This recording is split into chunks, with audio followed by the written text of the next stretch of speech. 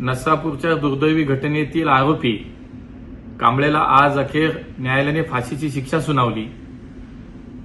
त्यासाठी मी माननीय न्यायालयाचे मनापासून आभार व्यक्त करतो। आजचा निर्णय म्हणजे समाजामध्ये महिलांवरती आणि बालकांवरती अत्याचार करणाऱ्या नराधमांना हा कठोर इशारा आहे। महाराष्ट्र सरकार, महाराष्ट्र पोलीस या सर्वांनाही धन्यवाद देतो।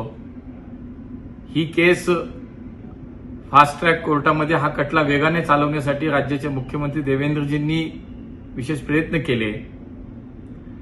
शिवाय पुणे ग्रामीण पोलिसांनी सुद्धा खूप चांगल्या प्रकारे वेगवान तपास केला आणि भक्कम पुरावे कोर्टामध्ये सादर केले। केवळ 16 दिवसांमध्ये त्यांनी आरोपपत्र दाखल केलं आणि 60 दिवसांमध्ये माननीय न्यायालयाने या आरोपीला फाशीची शिक्षा सुनावली।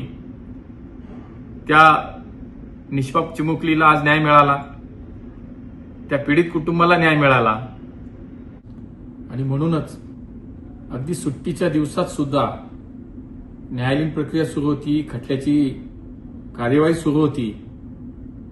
पोलिसांनी सुद्धा खूप प्रभावी तपास केला। राज्य सरकारने सुद्धा अत्यंत संवेदनशील भूमिका याच्यामध्ये निभावली आणि म्हणून या सगळ्यांचे मी आज या ठिकाणी आभार व्यक्त करतो।